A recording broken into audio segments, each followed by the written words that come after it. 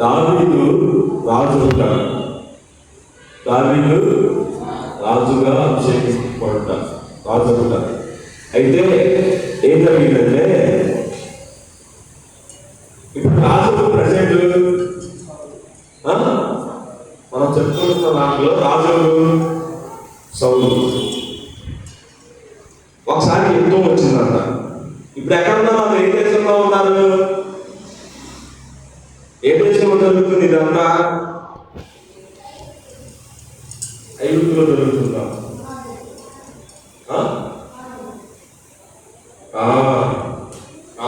అంటే యెరూషలేము దేశంలో జరుగుతుంది ఇదంతా. ఇశ్రాయేలు దేశంలో. ఎక్కడ? ఇశ్రాయేలు దేశం. యెరూషలేము అనే ఆ దేశంలో, ఇశ్రాయేలు అనే దేశంలో, ఇప్పుడు పిలిచే ఆ దేశంలో జరుగుతుంది ఇదంతా. ఈ స్టోరీ అంతా అక్కడ యుద్ధం వచ్చిందంట. ఎవరికి యుద్ధం వచ్చిందంటే ఫిలిష్తీయులకు ఇశ్రాయేలు ప్రజలకు యుద్ధం వచ్చింది. యుద్ధానికి బయలుదేరి వెళ్ళారు. ఎవరు? సౌలు, ఇంకా సౌలుతో పాటు సైనికులు. అది వాళ్ళు కూడా వచ్చారు. ఎవరు? ఫిలిష్తీయులు సైనికులు అందరూ కూడా వచ్చి యుద్ధం చేస్తున్నారు. ఏం చేస్తున్నారు? ఎవరికి యుద్ధం?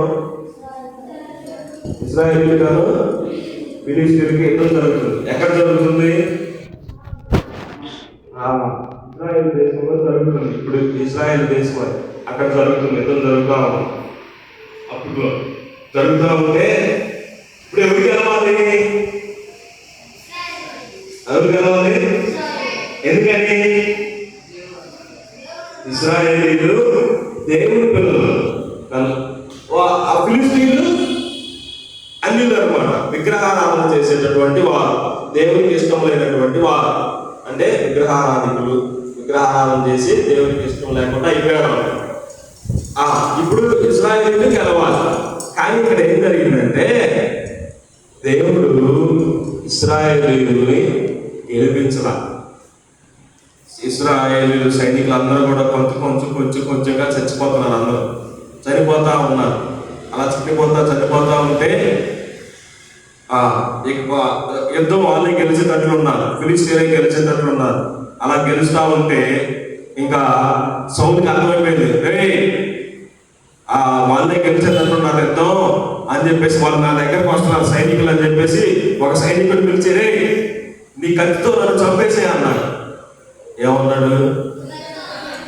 నీ కత్తితో నన్ను చంపేరా, శత్రువుల చేతిలో నేను చచ్చిపోవద్దు, శత్రువుల చేతిలో నేను కావడం, మనవాడు కదా నువ్వే నన్ను చంపేసే అని చెప్పేసి అన్నాడు సైనికుడు.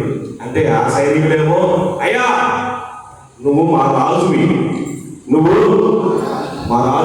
నిన్ను నేను చంపనాయా, వద్దాయా, నిన్ను నేను చంపను అంటే ఇంకా ఆ సౌలు ఏం చేశాడో తెలుసా? తన కత్తిని నిలబెట్టుకొని ఇక్కడ కింద నిలబెట్టుకొని ఆ కత్తి మీద పడ్డాడు ఆయన. ఆ కత్తి మీద తన కత్తి మీద తానే పొడుచుకొని చచ్చిపోయాడు.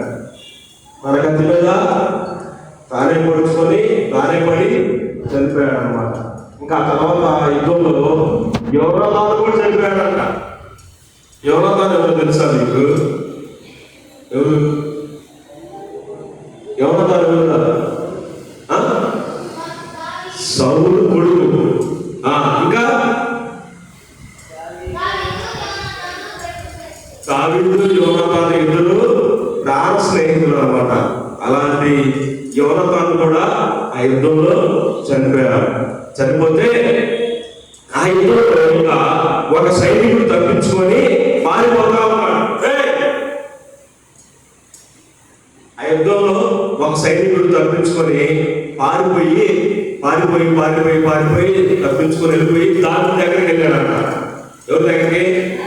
దావీదు దగ్గరికి వెళ్ళాడు. దావీదు గారు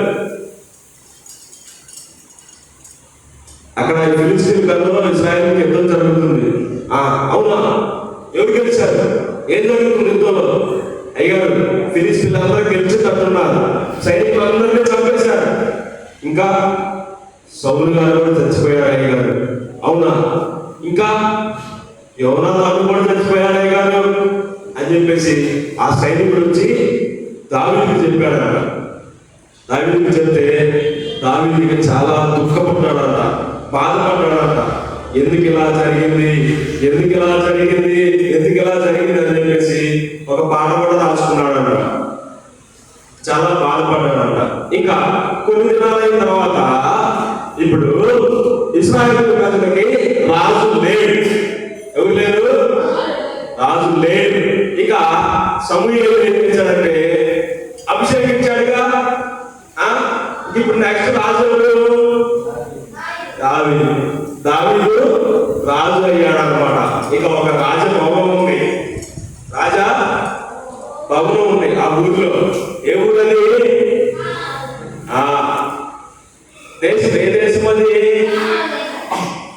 ఊరి పేరు కానాను. అక్కడ కానాను, తర్వాత బెత్లెహేము, ఇంకా యెరూషలేము, అలా ఇప్పుడు ఇజ్రాయేల్ దేశం అది. ఇప్పుడు ఇజ్రాయేల్ దేశం అది. ఆ దేశంలో జరుగుతుంది అంతా. అప్పుడు ఇక రాజు దావీదు రాజయ్యాడు. రాజైతే దావీదు ఏమంటాడు తెలుసా? నేను మీ అందరికీ రాజుని, కానీ నాకు రాజు ఎవరంటే మన దేవుడే నాకు రాజు. మీ అందరికీ నేను రాజులు కావచ్చేమో, కానీ రాజులకు రాజు ఆయన, రాజాది రాజా ఆయన.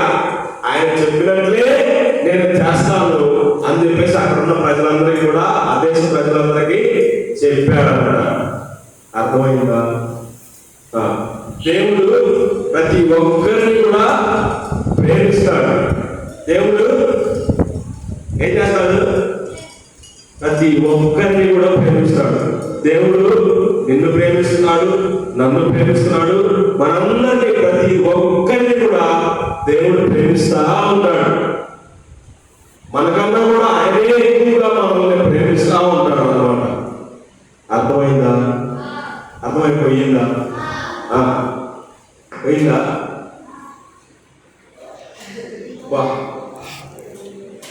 Very good. అర్థమైపోయిందిగా?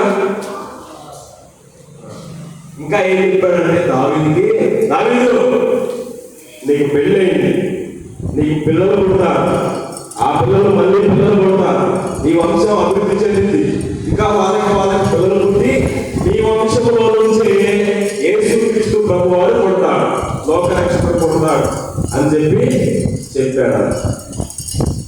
దావీదును దేవుడు చాలా ప్రేమించాడు. ఎందుకంటే దేవుడు చెప్పినట్లుగా దావీదు చేశాడు. ఎందుకు ప్రేమించాడు దావీదు దేవుడు? దావీదును దేవుడు ఎందుకు ప్రేమించాడు అంటే దేవుడు చెప్పినది అంతా కూడా దావీదు చేశాడంట. మనం కూడా దేవుడు చెప్పినట్లుగా, మనందరం కూడా దేవుడు ఏదైతే చెప్తాడో, ఏదైతే వాక్యం చెప్తుందో దానిలాగే మనం చేసే మనల్ని కూడా దేవుడు ఆశీర్వదిస్తాడు, ఉన్నత స్థితిలో ఉంచుతాడు. ఎక్కడ ఉంచుతాడు? ఉన్నత స్థితిలో ఉంచుతాడు. దేవుడు ఏం చెప్తే మనం అది చేయాలి, వాక్యం ఏం చెప్తే మనం అది చేయాలి. చేసినప్పుడే దేవుడు మనల్ని ఉన్నత స్థితిలో ఉంచుతాడు అన్నమాట. సరే.